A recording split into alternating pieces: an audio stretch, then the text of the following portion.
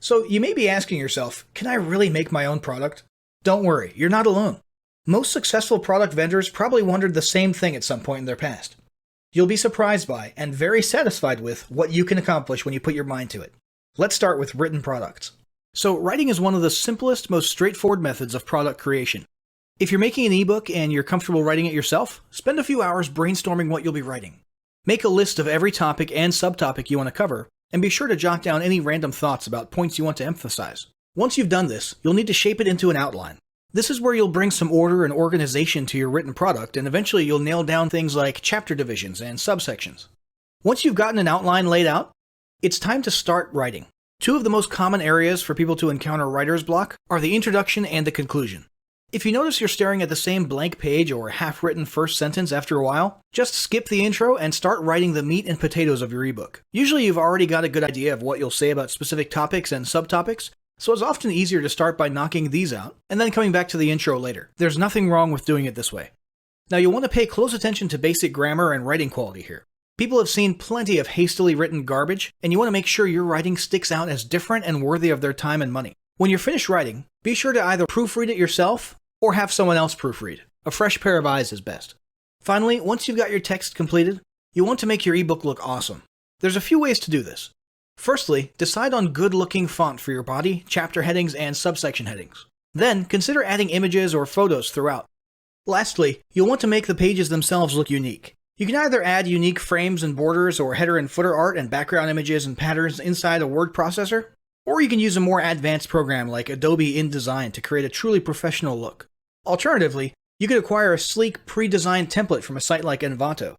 Now let's talk about video products. Video products are a bit of a mixed bag. On the one hand, they can be quicker to make than written products, but on the other hand, they're usually a little more complicated, and the software and equipment involved can often be intimidating to someone who hasn't done video before. That said, they are still worth it because videos are seen as considerably more valuable and attractive than textual products. There are a few different types of videos you can do with varying degrees of complexity and equipment requirements. First, there's the slideshow presentation style. This can be accomplished using any slideshow software. A script isn't strictly necessary for these videos, but may make the presentation sound smoother. Unlike ebook writing, where an outline is just the beginning, for slideshow videos the outline is pretty much all of the content. Just narrate the presentation and export it to a video file using your slideshow software, or you can just use screen recording software to record your presentation. Sound quality does a lot for perceived value, so ensure you're using a quality microphone, like maybe a Blue Yeti or something similar, and if you're up to it, do a little bit of post-production afterwards on the audio. To add an extra layer of perceived value to these videos, break from the black-on-white mold and use a unique background of some sort, as well as some images. But here's an expert hint. Resist the urge to use all sorts of wacky transitions and animations. Newbies tend to get excited by all the animation and transition options you can find in these slideshow programs and end up going crazy with them, but it comes off as cheesy, cliché, and amateur. If you want your presentation to look clean and professional, stick to fades and slide-in type effects. Next, there's the screen capture style video. This is generally an over-the-shoulder type presentation, in which you record your screen and teach how to do something specific. In this case, there's not usually a need or an opportunity for a script, but you do want to at least have a general outline of what you're going to be presenting, and go through the whole act once or twice to practice and avoid awkward pauses or mistakes. There's several screen recording softwares out there, from high-ticket options like Camtasia to free ones like Jing. Some affordable middle ground options are Snagit and Screencast-O-Matic. Finally, there's the talking head style. This is literally you in front of a camera. Now, it's obviously the one people tend to shy away from the most. Sometimes it's because they don't want to be on camera, and sometimes it's because they don't want to have to worry about cameras and equipment. The fact is, when done right, talking head videos can be super effective at generating trust and brand loyalty. But it's not absolutely necessary. If you are doing a talking head, make sure you use a good lapel mic so your sound quality is good. Also, ensure lighting is optimal and either memorize your script or use an excellent teleprompter or teleprompter mobile app. Don't bother with special green screen backgrounds or even super bright white screen backgrounds. 99% of people who mess with this green screen stuff end up wasting money and looking cheesy. A white screen is a little better and more foolproof, but still unnecessary. Your office, your backyard, or your couch make a perfectly acceptable backdrop for your videos in most cases. Obviously, you'll want to keep it bright and clean. When you're done shooting, use a video editor like Adobe Premiere to edit and sync the audio to the video. Once again, make sure you're using a good lapel mic, not the camera mic. Now let's talk about software. Software is by far the hottest seller online right now. On any given day, if you look at JVZoo's top 10 lists, you're likely to see a majority of top products are software tools. Software is seen as being far more valuable than typical info products. It does things for you. It's magical. It's automatic. Chances are you aren't a programmer and you can't create your own software from scratch, but it's still very possible for you to create a software product. The quickest way is probably to acquire white label rights to an existing software tool and rebrand it as your own. If you'd prefer to have your own unique software, you can outsource it much more easily than you may think. Which brings us to our next topic, outsourcing your product creation. Almost any product creation can be outsourced. If you're not much of a writer or you don't have time to write a textual product yourself, there's a ton of writers on places like Upwork and Fiverr. If you want someone else to do your video lessons, whether talking heads, screen capture, or slideshow, there's plenty of talent on those two sites as well. Even software can be outsourced. Don't be afraid to approach freelancers with a rough idea of your dream software. Most freelance programmers can quickly tell you whether what you seek is realistic and how quickly it can be made. Once you've got an idea of how possible it is, present the idea to multiple freelancers and shop around for the best offer.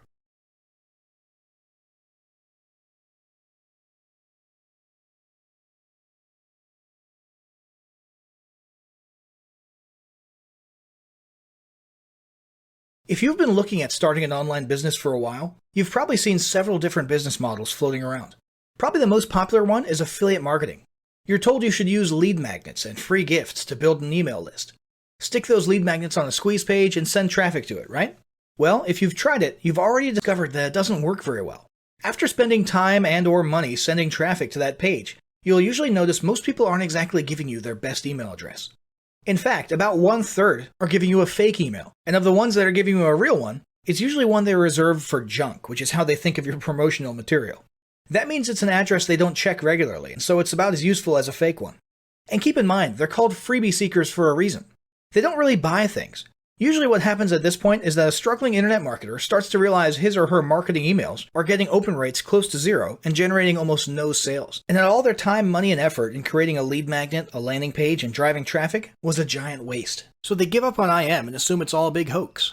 Sad story, but it happens every day, and it's the ultimate end of about 95% of would-be internet marketers. So what are the other 5% doing differently? Easy.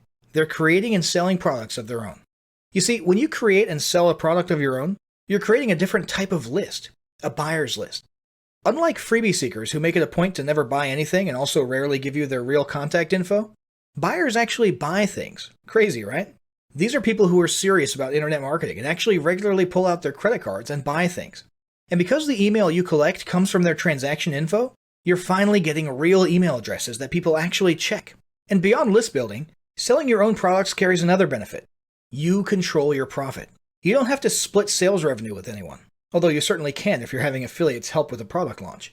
So you're either keeping all the profit for yourself, or you're choosing how much to share with affiliates. Either way, you're in control. Furthermore, if you do choose to pay commissions to affiliates and have them drive sales, it's essentially free traffic. You're paying a predetermined commission to people only when they make a sale. So there's none of the risk or gambling that usually accompanies something like paid display ads or solo ads. You finally switched places with the successful marketers you've been looking up at, and now you're letting them handle the problem of how to get their traffic to your offer. What a difference that makes. Finally, creating and selling a product establishes credibility like nothing else. In a market packed full of so-called gurus and celebrity marketers, you'll absolutely need credibility. Your credibility affects several things. Firstly, it affects the likelihood of people buying your future products. Secondly, it affects how many people will recognize your name and bother to open your emails. Finally, it boosts your ability to network and recruit affiliates and JV partners. And having a product of your own to point to is one of the quickest and easiest routes to increasing credibility. You might be asking yourself if product creation is for you. Well, take a moment and look through your inbox right now. Look at all the emails coming in from top internet marketers. Sure, they're all promoting each other's products with affiliate links, but what's the one other thing you see them doing at least once every month or two? They're each creating and selling their own products. It's very rare that you encounter a successful marketer without their own products. So, if that's the one thing that all successful marketers are doing in your inbox, then guess what? Yep, you need to be doing it too. But don't worry, it's easier than you think, and there are a ton of different types of products you can make. We'll cover that next.